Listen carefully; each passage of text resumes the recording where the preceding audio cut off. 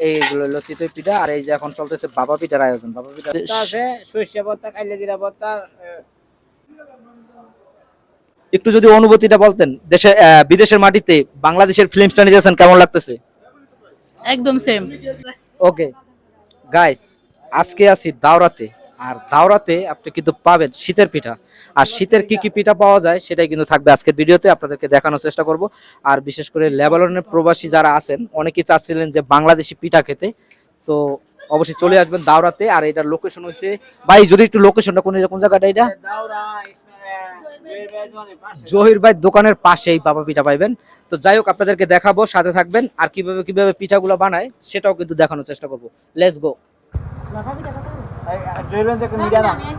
তো ভাই পিঠা আর কি তৈরি হইতেছে, বাবা পিঠা।